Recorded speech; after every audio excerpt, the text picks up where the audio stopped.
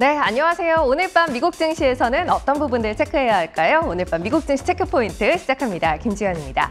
오늘 밤 체크해봐야 할 체크포인트 첫 번째 체크포인트 먼저 확인해 보겠습니다. CPI에 이어 PPI.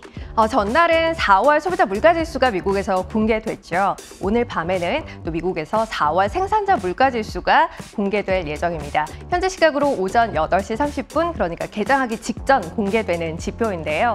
4월의 생산자 물가지수는 전년 동월 대비 수치가 전달, 그러니까 3월 수치에 비해서 다소 둔화할 걸로 예상되고 있습니다. 표를 하나 볼 텐데요. 보시면 최근 공급망 병목 현상의 완화, 또 원자재 가격과 운송 가격의 하락 등에 힘입어서 생산자 부담, 원가 부담이 좀 줄어드는 모습을 확인할 수 있습니다. 이와 맞물려서 소비자 물가지수도 함께 떨어지는 모습 최근의 수치로 확인되고 있죠. 전날 발표된 소비자 물가지수는 컨센 대비 소폭 더 둔화하는 것이 수치로 확인됐습니다. 다만 최근 중고차 가격의 반등 등을 이유로 들면서 이걸 추세로 보기는 좀 이르다 하는 시각도 존재하는데요. 때문에 소비자 물가지수의 선행지수 역할을 하는 생산자 물가지수가 실제 어떻게 발표될지, 또 그 안에 들어있는 세부 항목들은 어떤 그림을 그릴지 오늘 밤 꼭 체크해 보시면 좋겠습니다. 자, 바로 두 번째 체크 포인트 살펴보죠. 월러의 입입니다. 크리스토퍼 월러 연준 이사의 발언이 현재 시각 오전 10시 30분 오전장 한참 진행되는 가운데 있을 예정입니다. 보시면 크리스토퍼 월러 연준 이사는 지난 4월 14일, 그러니까 한 달쯤 전에 이런 이야기들을 했습니다. 최근 지표의 방향성을 보면 인플레 목표를 향한 큰 진전이 없었음을 확인할 수 있다. 때문에 금리를 더 올려야 한다라고 이야기를 했고요.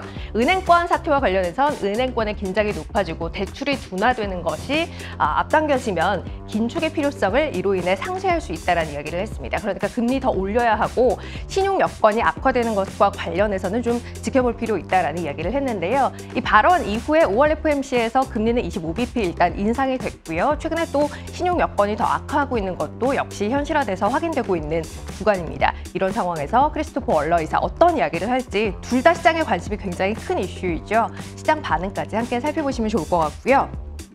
더해서 현지 시각 오전 7시입니다. 영국의 영란은행이 기준금리를 결정해서 발표하게 되는데요. 최근 영국은 예상했던 것보다 경기가 괜찮다라는 안도감으로 파운드화가 달러 대비 1년 만에 가장 높은 수준까지 올라와 있습니다. 오늘 회의에서 어떤 이야기 하게 될지, 금리 일단 25bp 올리는 한편 금리 인상 사이클 종료에 대한 시그널을 줄 걸로 시장은 예상하고 있는데요. 실제화될지, 또 베일리 총재는 경제에 대해서 어떤 이야기를 할지 함께 확인해 보시면 좋겠습니다. 파운드와의 방향성이 달러와의 방향성과도 연관돼 있기 때문이죠. 자, 마지막으로 오늘 밤에 또 확인해 볼 만한 이슈가 한 가지 더 있는데요.